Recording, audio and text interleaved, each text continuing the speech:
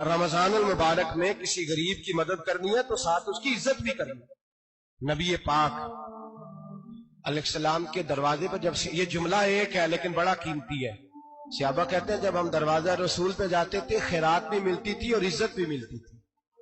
خود بھیک دے خود ہی کہیں منگتے کا بھلا ہو، خیرات بھی ملتی تھی اور عزت بھی ملتی تھی۔ نبی پاک ساتھ عزت بھی دیتے تھے، مسکین کو غریب کو دیں اور خیر خائی کریں۔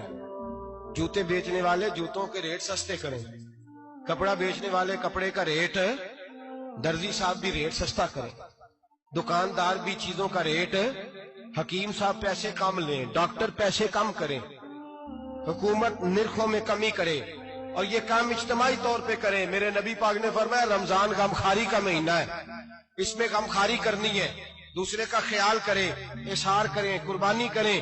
یہاں ہر چیز کا ریٹ بڑھ جاتا ہے رمضان شریف میں، ہر آدمی کہتا ہے میرا سیزن آ گیا ہے، توجہ بڑھائیں، خیال کریں، غمخواری کا مہینہ ہے۔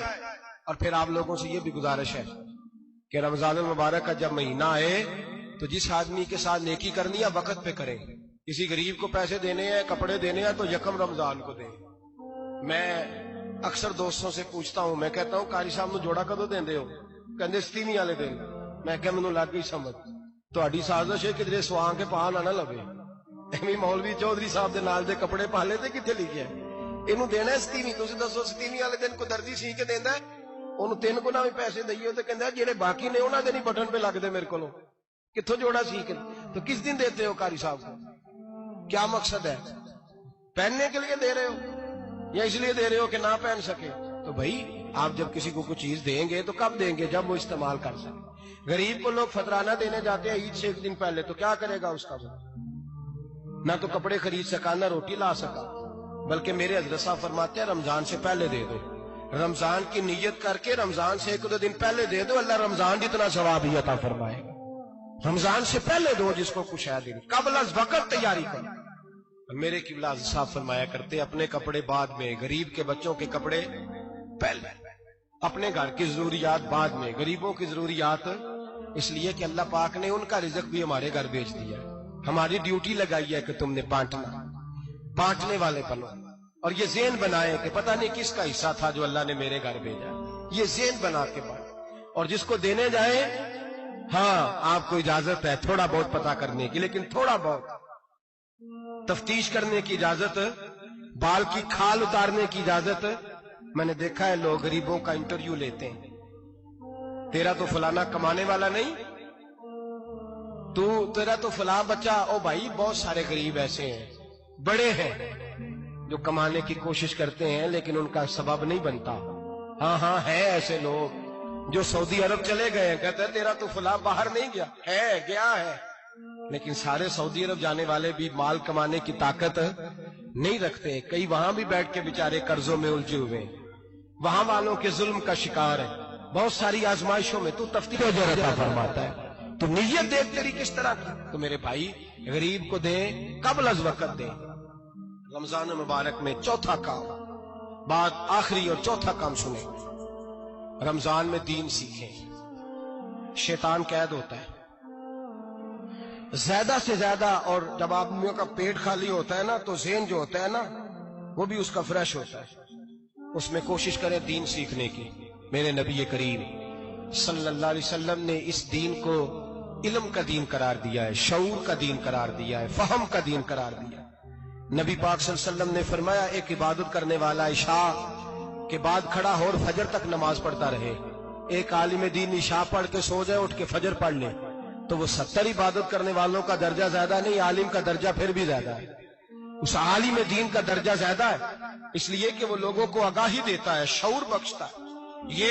یہ دین جو ہے یہ، اور نبی پاک صلی اللہ علیہ وسلم نے فرمایا عبادت کرنے والے پر عالم کا درجہ اتنا ہی زیادہ ہے جتنا میرا درجہ اپنے غلاموں پر زیادہ ہے۔ عالم کو حضور نے اتنا بڑا مقام دیا، دین سیکھیں، شعور حاصل کریں، یہ فقاہت کا دین ہے، شعور حاصل کرنے کا دین ہے۔ اور نبی پاک صلی اللہ علیہ وسلم نے فرمایا دین کی ایک بات سیکھ لینا 1000 نفل پڑھنے سے زیادہ درجہ رکھتی ہے، دین کی ایک بات سیکھ لینا 1000 جنازے میں شرکت سے زیادہ درجہ رکھتی ہے، دین کی ایک بات سیکھ لینا، میرے نبی پاک صلی اللہ تعالی علیہ وسلم ارشاد فرماتے 1000 مریض کی عیادت کرنے سے زیادہ درجہ رکھتی ہے۔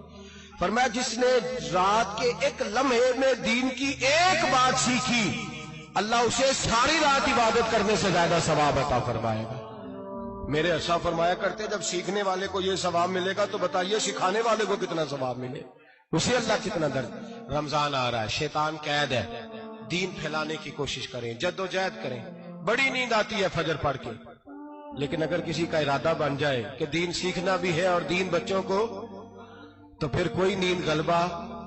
ایک مثال ایک عالم نے سمجھائی، کوئی بزرگ تھے درویش عالم، ان کے پاس ایک عورت آئی، کہنے لگی میں بچوں کو سویرے بڑا جگاتی ہوں، بچے جاگتے نہیں نماز کے لیے۔ بڑا عجیب جواب دیا بزرگوں نے، درویش نے عالم نے، کہنے لگے بی بی کیوں نہیں جاگتے، جگایا کر، بیدار کیا کر، اٹھایا کر۔ کہنے لگی بڑی جدوجہد کرتی ہوں، اٹھتے نہیں، بیدار نہیں ہوتے۔ اللہ والے تھے نا۔ کہنے لگے یہ بتا اگر اس کمرے میں آگ لگ جائے تو پھر بچوں کو کیسے بیدار کرے گی؟ آگ سے بچانے کے لیے کیا کرے گی؟ پھر تو بالوں سے پکڑ بھی گھسیٹنا پڑا تو گھسیٹ کے کمرے سے لاؤں گی، پھر تو چوٹیں لگتی ہیں تو لگ جائے، پھر میں پرواہ نہیں کروں گی۔ آپ فرمانے لگے یوں سمجھ لے جہنم کی آگ جل رہی ہے، اگر تیرے بچے نے نماز نہ پڑھی تو آگ لگ جائے گی، اگر اس نے عبادت نہ کی تو اسے آگ، اب جیسے بھی تجھے اٹھانا پڑتا ہے اٹھا گھسیٹ کے باہر لا، لیکن اس کی نماز قضا۔ نیند بڑی آ رہی ہے سویرے، لیکن اگر دین نہ سیکھا تو مشکل ہو جائے گی۔ جیسے بھی اپنے آپ کو جگانا چاہیے، ہمت کرنی چاہیے، دلیری کرنی چاہیے۔ ہمیشہ مدحت خیر الانام میں گزرے۔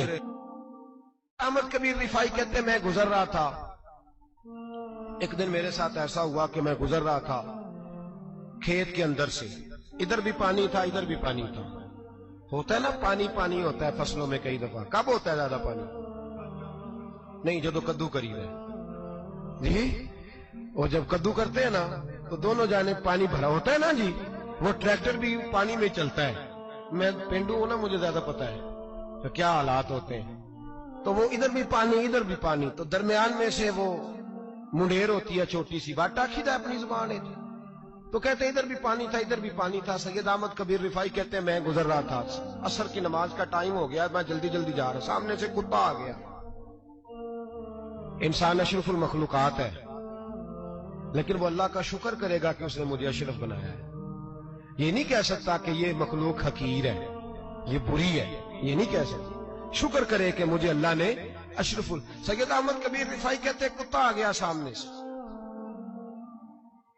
اب کتا آیا تو مجھے جلدی تھی، کتا بھی بھیگا ہوا تھا، اب میرا دل کرے کہ کتا نیچے اترے تو میں گزروں، کتا کھڑا ہے کہ یہ سائیڈ پہ ہو تو میں گزروں۔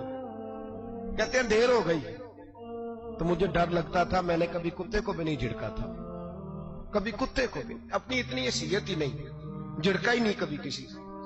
آپ فرماتے ہیں دیر ہو گئی تو میں نے کہا یا اللہ، حضرت سید احمد کبیر کہتے ہیں میں نے کہا یا اللہ اس کتے کو زبان ہی دے دے، میں اسے کچھ سمجھا ہی دوں، اسے زبان ہی دے دے، تو قادر مطلق ہے، اسے زبان دے دی۔ تو میں نے کتے سے کہا نیچے اتر جا، میں نے نماز پڑھنی ہے۔ تو کہنے لگا بابا جی آپ اتر جائیں، آپ اتر جائیں، آپ اتر جائیں، میں کیوں اتروں؟ تو سید احمد کبیر رفاعی کہتے ہیں میں نے اس سے کہا کہ بات یہ ہے کہ میرے اوپر نماز فرض ہے، تیرے اوپر فرض نہیں، تو میں نے نماز پڑھنی ہے، اگر میں کھیت میں اتر گیا تو کیچڑ ہے، میرے کپڑوں کو مٹی لگ جائے گی، پتہ نہیں پانی پاک ہے کہ ناپاک ہے، تو تو اتر جا، تیرے اوپر نماز نہیں فرض، تو مجھے جانے دے۔ تو سید احمد کبیر رفاعی کہتے ہیں اس نے ایسی بات کی کہ میرے اوپر وجد طاری ہو گیا، کتے نے بات کی تو میں کانپنے لگا۔ راتی جاگے شیخ صدامے، راتی جاگ دے کتے، تیتھوں کتے مالک دا در مول نہ چھڑ دے، پاویں مارو 100 جتے، تیتھوں کتے وہ ایک برکی دا قدر پچھانن، پاویں مالک ہو من ستے، تیتھوں کتے رکھا سکھا کھا، دنے جا رکھاں وچ ستے، تے تیتھوں اتے اٹھ بلیا چل یار منا لے نہیں تے بازی لے گئے نہیں کتے، اٹھ بلیا چل یار منا لے نہیں تے بازی لے گئے کتے، تے تیتھوں اتے۔ سید احمد کبیر رفاعی کہتے ہیں وہ مجھے کہنے لگا آپ اتر جائے، تو میں نے کہا بھائی میرے اوپر نماز فرض ہے، تیرے اوپر فرض نہیں، تو اتر جا، میرے کپڑے آلودہ ہو جائیں گے تو کیا کروں گا؟